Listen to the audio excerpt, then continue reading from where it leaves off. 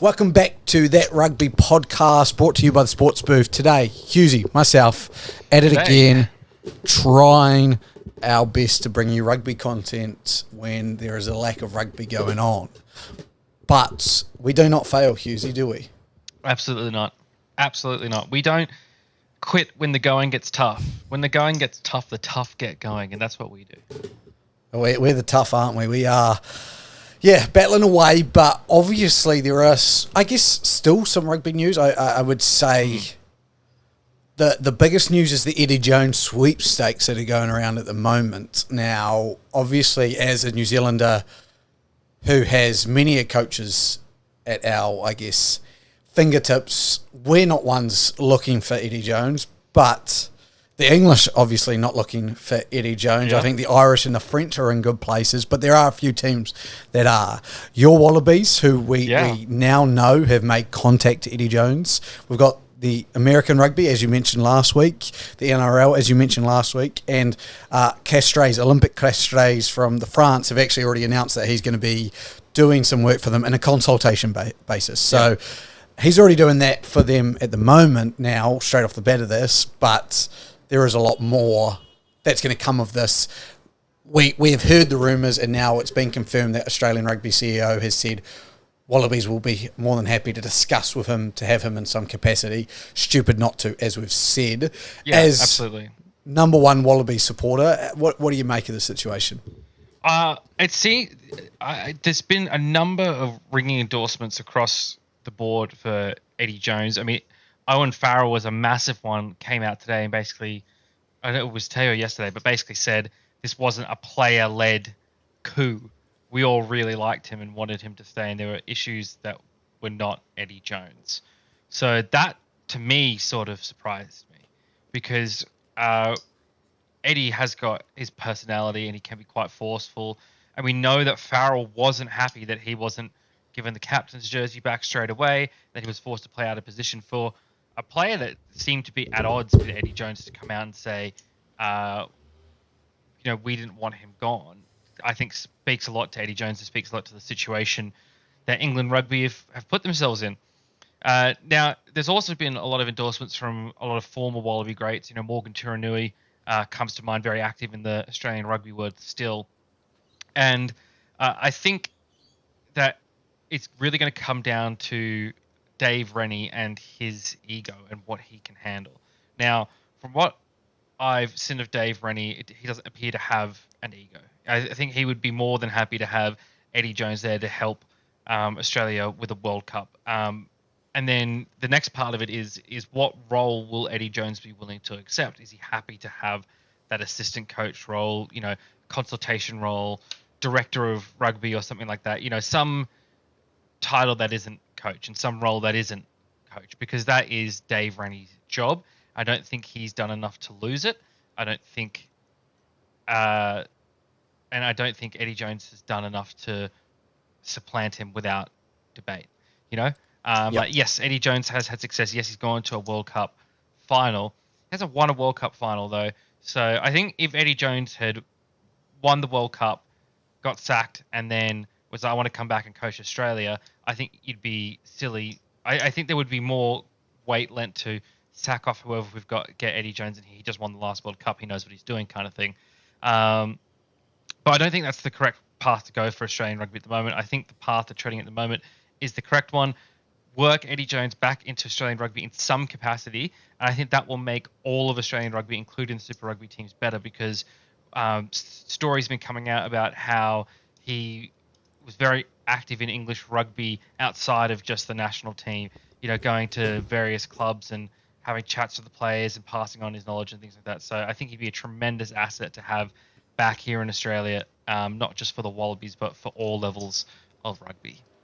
Yeah, there's many things you've said there that I like, and that's his grassroots work, which has now been, I think, highlighted even more so than it was when he was probably in that position. Just now that he's leaving, that it's to show that Eddie Jones is this guy that is able to, he does have a personality, but he also gives a lot back and loves the sport of rugby. And then, B, the ego of Rennie. Now, we've seen, is it Dan McKellar, whatever his name is, the Brumbies coach. Dan McKellar was able to move in pretty quickly, and that seemed like a smooth transition. And that's a pretty big name to bring into your coaching staff with his success he's had at the Brumbies.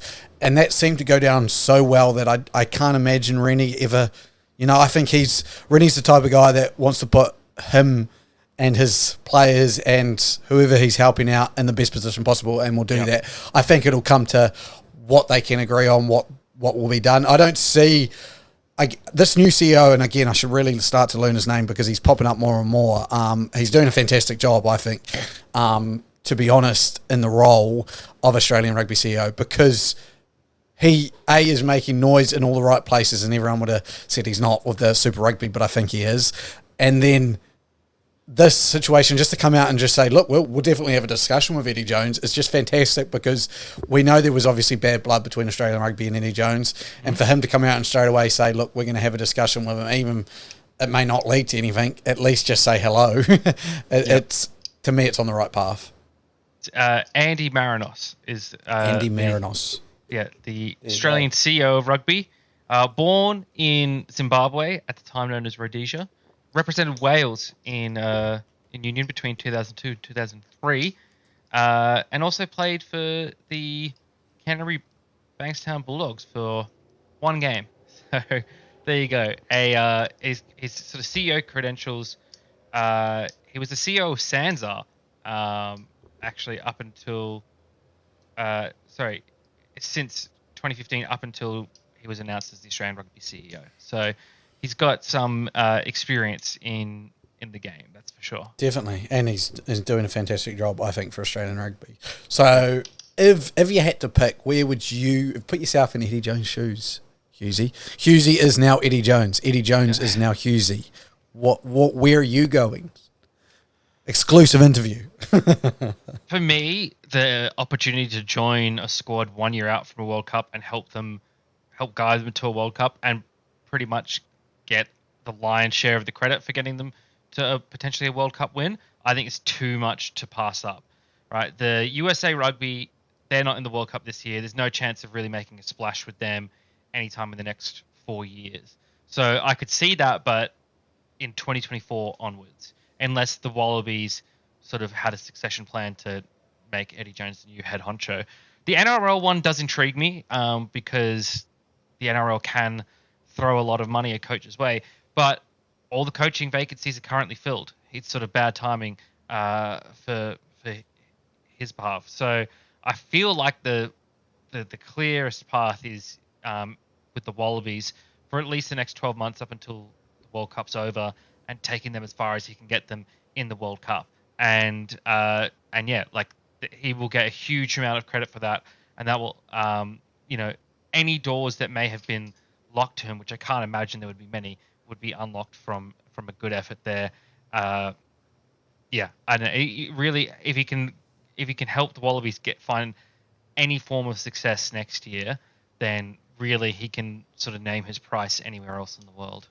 Yeah, I think I wouldn't see you going to a miss there. Yeah, take a year's deal, help guide that Wallaby squad into the World Cup, and then from end of 2023, 2024, you're a free agent, and we go from there, see what happens. And like you said, if the Wallabies somehow miraculously win a Rugby World Cup, then he's a godsend. And as much as it's the squad and Rennie and everything like that, it does play a big part on his legacy again, and he'll be able to do what he wants, I guess. So, the Eddie Jones Sweepstakes are hot news in the world of rugby at the moment, just purely because we haven't got a lot going on. But what we do have going on, and a topic I wanted to interestingly discuss with you, because this is two very different perspectives we're going to go into, is Schoolboy Rugby. There's the Festival of Rugby on, I think it's tomorrow, so when this podcast go out today, this morning, it would have kicked off for those listening to us tomorrow. I don't know, is there an Australian school there? I don't know if there is. There may be, and if there is, I'll be interested to see which one went. I know Hamilton boys from New Zealand went. I know there's Fiji, South Africa, I believe, and then there's all across the UK is schoolboys. It's getting played out of Thailand, which is an interesting place to play a rugby tournament, but yes. Now, I have for long, probably my whole life since I went to school in New Zealand school, Wellington College, which is a pretty big rugby school in the middle of Wellington. For televised rugby and pushing schoolboy rugby was the greatest thing on the planet. I thought that's what rugby needs. We need these talents. I've been listening to a lot. I've been reading a lot, and I've actually just recently, I'm going to say the last month or so, really switched my attitude on it, like big time. So in New Zealand, actually, just as I was finishing school, schoolboy rugby went to this heavy dose of TV. It was on TV. These guys were being superstars now. Most games, we were having the one-off games televised, and then kind of from there, it was just about every week televised rugby. Auckland, our biggest school comp, was pretty much every week games being televised left, right, and centre. Auckland this year have said no more televised games. And this is where I'm going to. I was heavily thinking televised, put these kids on the grand stage, build them up for the future. But I think it's actually taken away from the game, and it's putting a lot of pressure on kids now to compete and to complete at that level, to actually be able to do that job. And there's so much now on winning and doing that it takes away from it. And I compare this to, college football, where we see guys, 18, 19, 20, 21, 22 sometimes. That's the range you want to be televising them, not 15, 16, 17, 18. That's the range. And we even saw it here with the NRL under-20s. And I know when we discussed it last time, and someone messaged me, I can't remember who, and said actually they think the study from the under-20s tournament was that they were actually getting more mental issues coming from it. So it shows, if you can't make that jump, it's a massive thing to not all of a sudden make it, to be the top kid at your school to all of a sudden not being playing professional rugby. The Festival of Rugby for schoolboys, I love that this is on. I don't mind the one-off televised games. I think, hey, maybe you televise a final, because it is a special moment. A lot will get talked about, in America of those Friday night lights and, playing high school. Those were the times. Yep. But I think reserve that for the final and say, we'll televise the final. It'll be this big celebration, but that's the only game that will be televised. It's starting to trend on mine. And now in New Zealand, everyone pretty much can play rugby. So it's funny enough, John McGlashan is a school down in Otago who made the semi-finals of our top four. Back when I was studying in Otago, and I was playing Colts rugby, we would play against the top first 15s there. John McGlashan was getting beaten by 100 points. So it really depends kind of year on year. It changes quite a lot. And there's not there are powerhouses, but they come and go. And as much so, it's public, it's private. You've also got, Christian, non-Christian schools. We've got the lot. Every school has an opportunity to play rugby and be good at rugby in New Zealand. Obviously here, and this is why I really wanted to bring it up with you, it's a bit different. It's a lot different. Very private school heavy. I don't know much has been televised. Obviously, we just had the under-16s, under-18s televised, and which I think was a good idea. But, yeah, I just want to know your thoughts on it. That's also a different level. So within Australia, you've got different levels. So you've got just your actual schools themselves. There's I would say it's pretty fair to say the long-term powerhouse is Joey's. Here in New South Wales anyway, St Joseph's College is always been good. Trying to get the likes of Kirtley Beale and stuff like that as well. Newington's up there. Knox, the school I went to, has churned out a few Wallabies. Lockie Swinton, the most recent. Nick Frost, wasn't it? Is he not the most recent? Oh yeah, Nick Frost. Sorry, Nick Frost, the most recent. Sorry, yeah. But there's always a few sort of core schools there, but none of that gets televised, and they're all within sort of their own school competitions. Then you have representatives of that school level competition, and then from there you go up to New South Wales schoolboys and things like that, and then you've got your Waratahs level and stuff like that as well. And so it's a very, very upper echelon of schoolboys rugby. So not your average, not your school versus school competition. It is your Waratahs level competition that does get televised. But yeah, looking at the Festival of Rugby, the World's Schools Festival, as it's known, no Australian teams involved in that because Australia's having its own sort of Festival of Rugby in February next year with I think it's like a New South Wales versus Queensland type thing. But the schools we've got for the competition in Thailand: Grey College from South Africa, Millfield School from England, St Michael's from Ireland, Hamilton Boys, as you mentioned, from New Zealand, Sedberg School from England, Trinity School from England, Cardiff and Vale from Wales, and another to be announced team. I imagine they've announced it since then. That was the Fijian team. That was announced. I think it was Odyssey High School. Interesting, yeah. So I know it was only by invite, so it's not like a qualified. It was they just invited teams that they saw fit, I believe. So it doesn't surprise me that like Australian teams and stuff going, but it does surprise me a little bit, like, you know, because a lot of those schools you named are private schools, and it hasn't been televised or monetized here where it has in New Zealand, which is interesting. It's very, like I was thinking the other day, you know, like, it is one of those dreams probably of kids to play for their college on TV, but they don't get paid for it. They, you know, someone, like, it goes under, we had the rugby channel, I don't know if it's still there, back on Sky Sport, as something that you had to pay for an extra subscription to watch these schoolboys games, and, you know, someone's making revenue from it, and these guys aren't. I'm not saying they deserve to be making, but it has, the past, I think, month has just wearied me to the fact that we put a lot of pressure on schoolboy rugby at home, and I think it's, we're probably jumping the gun too early. I love it. I do love schoolboy rugby. I think there's a lot that comes from it, but that we're missing that bunch when it's 18 to 22. And I think, like I said, that a Colts comp under 21s for Super Rugby or something like that is what I would actually prefer to see televised and pushed a bit heavier. That'd be great. I think that would be awesome, and take away a bit from the schoolboys. Again, there's got to be things in place to help those young guys out, but they're a bit more mature. You know, they've taken that next step up. When you're going from college and you make a mistake, you know, that in your school loses the final to, you know, in a Colts final, losing the final for a Hurricanes, when you're in a position that you may even make it to the next level very much closer. You've got a different mental, you know, attitude with that, and so I find it interesting.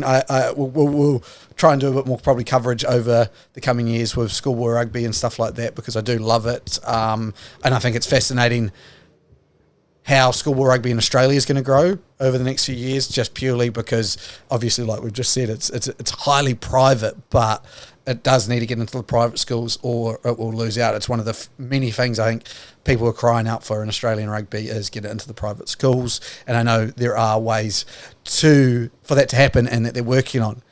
But we shall move on. Shall we talk about the Sevens, my friend? No, we don't need to. What's our next topic? It's not often I get this, but the Golden Girls have been handed a silver.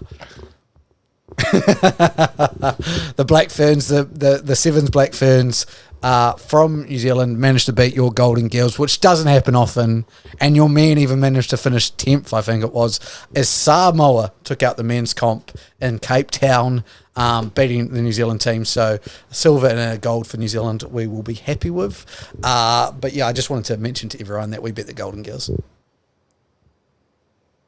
Can I come off mute now? Can I you can. I'm going to finish with one point, but I think we need to set the Rugby World Cup draw straight, Husey. We've been bouncing around this topic for far too long. We've been saying something's going to happen and this is going to happen, and it's not going to happen. So I'll let you run through the pools. And then I'll kind of try and explain what happens with the crossovers. And then I've got a draw down the bottom that I see Husey has changed. An example of what I've written. So Husey, you give us the pools to start off with. All right. So Pool A is New Zealand, France, Italy, Uruguay, and Namibia. France and Italy will be coming out of that pool. Pool B, we've got South Africa, Ireland, Scotland, Tonga, and Romania. Pool C, Wales, Australia, Fiji, Georgia, and Portugal. Pool D, England, Japan, Argentina, Samoa, and Chile. Okay, so quarterfinal one is winner of Pool C against Pool D. So the Wales, Australia, England, Japan, Argentina This pools. is easy, this one, because it's just the pools that are next to each other Crossover. Each other. A and B, C and D. They cross over. From there, it's quarterfinal 1 against quarterfinal 2, which is the first quarterfinal, which is winner of Pool C versus winner of Pool D, and then winner of Pool B versus runner-up of Pool A. So we go there. So just while we're getting things straight there, you misspoke. So quarterfinal 1 is the winner of Pool C versus the runner-up. Oh, runner-up. Sorry, what did I say? Winner, probably. Yeah, and then quarterfinal 2 is the winner of Pool B versus the runner-up of Pool A. Quarterfinal 3 is the winner of Pool D versus runner-up of Pool C, and quarterfinal 4 is winner of Pool A versus runner-up of Pool B. Fairly simple system. Then, as Luke said, the semi-final 1 is the winner of the quarterfinal 1 versus the winner of quarterfinal 2. So that is either the winner of Pool C or the runner-up of Pool D, or the winner of Pool B or the runner-up of Pool A. So that way, that's where the crossover happens. Yep. This is where we're crossing the timelines, going into the multiverse here between the two sides of the draw. And semi-final 2 is the winner of quarterfinal 3 versus the winner of quarterfinal 4. Now, I can see you've put down who you think is going to make it through. Let's just hold on. I don't want this said. I just use the example, and because we're a New Zealand Australia based podcast, I've favoured us. I don't want it saying that this is my predictions. I've just favoured us. I think it's fair to say, and I think those would be fair predictions as well. The only one I would say I have the biggest question mark over at the moment is Wales. In fact, in Pool C, I think Fiji has got a fair chance of knocking them off. But anyway, for the going by World Rugby rankings, I think is probably the best way to say how you've done these pools. Well, I haven't, because going by who I think the best teams are. Sure, fine. So Pool A, we're predicting New Zealand to win that and France to come second. That's bold. That would require you to beat France in France during the pool stages. That's what I mean. New Zealand Australia podcast. I've chosen this based off our bias. Yeah, I'd be interested to see how that would affect the draw if you actually were the runner-up there. So you would be in quarterfinal 2. So you would be on Australia's side of the draw then in the semi-finals if you were the runner-up in that pool. Well, so if you win your pool. Pool A, well, we will. We've got a bit. I would say we've got better odds of winning our pool than you do yours. I think that's based on that's current probably rankings and betting odds. So, but let's say for the narrative of this podcast, what we would ideally have is New Zealand winning Pool A and France the runner-up of Pool A. Then Pool B, we would have the winner as South Africa, the runner-up Ireland. Pool C, winner Australia, runner-up Wales. And Pool D, winner England, runner-up Argentina. This sets us up for our quarterfinals now. Quarterfinal 1, Australia versus Argentina. Great matchup there. 2 rugby powerhouses. One, the old guard. The other, the newcomer, new blood. Michael Cheika versus his old squad. Dave Rennie there, possibly Eddie Jones by his side. Great game. We would anticipate Australia to win that one. Argentina on the rise. Maybe next year they'll show us something in the Rugby Championship that would make us believe otherwise, but you would assume that Australia goes through from here. Next, we have quarterfinal 2, South Africa versus France. Now, this may well be the match of the tournament. Two teams at their peak currently. France haven't lost a game all year, as we've mentioned on previous podcasts. South Africa, winners of the previous World Cup, seem to come alive whenever the World Cup rolls around. And 2 teams that have very unique styles of rugby, and we'd get to see how they clash here in this quarterfinal. But we would say that due to it being the World Cup, that France are actually knocked out in the quarterfinals on home soil, and South Africa takes the quarterfinal. Third quarterfinal, England versus Wales. Old foes, centuries-old foes. Now part of the same country, but really they still hate each other and think the others should just not be part of society anymore. England, fresh off the axing of their head coach. Wales, fresh off the axing of their head coach. Wales, though, they've got Warren Gatland in there, who's led Wales to the most success that they've experienced. England, have they made a final call on their coach there for England yet? Not Just yet. going to be... No, okay. So we don't know. Non-applicable. Someone at the helm for England. Yeah. Someone at the helm for England Likely, though, still England to win that one just due to the dearth of talent in Wales currently. The overabundance of sheep. Speaking of, New Zealand versus Ireland in quarterfinal number 4. Revenge to a hashtag revenge. Hashtag Anzacs are back, baby. New Zealand versus Ireland. Revenge for Ireland. Walking into New Zealand. Strolling over the All Blacks in a 2-1 series win for the Galway guys, the Irish team against New Zealand. So the All Blacks here out for revenge. New Zealand to take that one, despite Ireland being the number 1 ranked team in the world. So Ireland will cop a loss there. This sets us up for some pretty spectacular semi-finals. The first semi-final would be the Wallabies versus the Springbok, Australia versus South Africa, and old foes once again, right? The green and gold versus the gold and green, Mandela's mates versus Albo's Aussies. Lots of. There's so many things here. You've got Invictus, great rugby movie. Matt Damon played an absolutely amazing South African captain there, whose name I can't remember at this stage. But great movie, great rugby movie. Not many great rugby movies out there. That was a fantastic one. But in this one, these two teams evenly split in 2022. Australia, South Africa, 1 apiece in Australia on neutral ground in France. I think more than any other team in the world, Australia lines up against South Africa probably the best. I think whatever we do, we seem to find a way to be able to beat South Africa. And so Dave Rennie, with sidekick Eddie Jones, navigates Australia around the treacherous Cape Town Crusaders of South Africa and into a World Cup final. Semi-final 2. This is where things get serious. This is a chess match in the most literal sense, as it's white versus black here. England against New Zealand. The as yet to be named England head coach makes it to a semi-final somehow in this narrative, and the much maligned Ian Foster has New Zealand 1 game away from a World Cup final. This is a game of proportions that cannot be overemphasized. Last World Cup, these teams met in the semi-final, and England triumphed. The light over the dark, as it were. The old world against the new. This time, though, the Barrett brothers and the maestro Ian Foster take it over England, and we have the best possible World Cup final that anyone could ask for.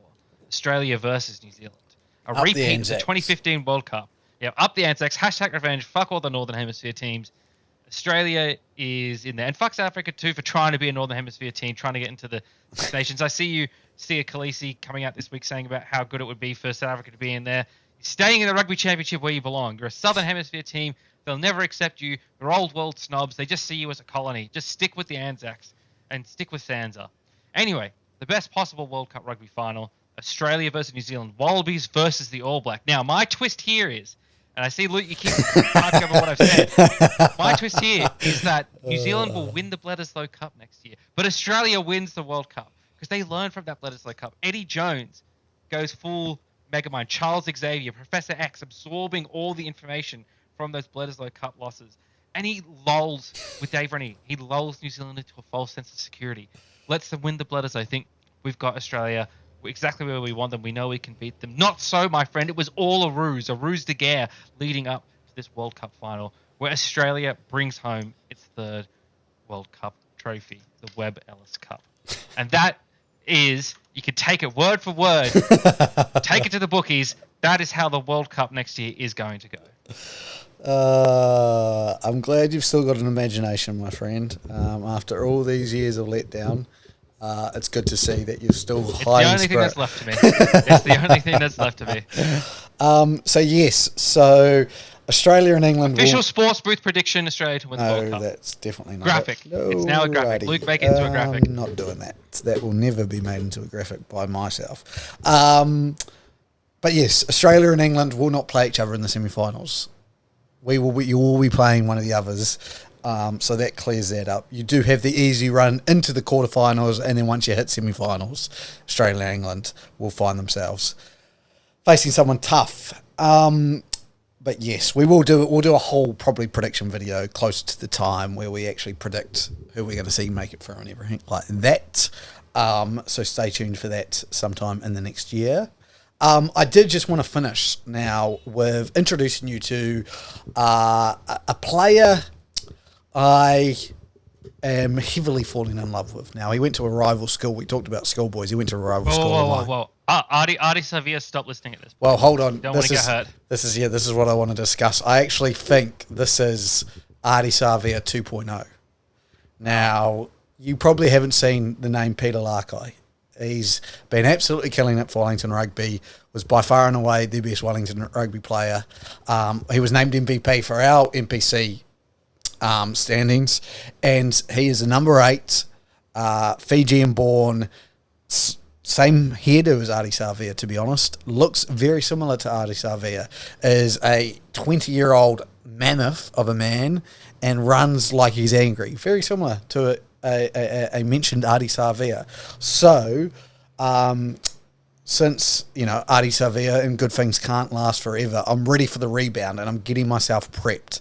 This kid is signed as a Hurricanes player this year. He's going to be a standout player. It's going to be really interesting to see what the Hurricanes do, because we've got a plethora of loose forwards. We've got Artie Savia, we've got Peter Larkai, Duplessis Karifi, and a handful of others that are right on the edge of that and how they're going to play him. So I think we may see Artie Savia move back to 7 for the Hurricanes and give Peter Larkai a go at 8. That's how good this kid is.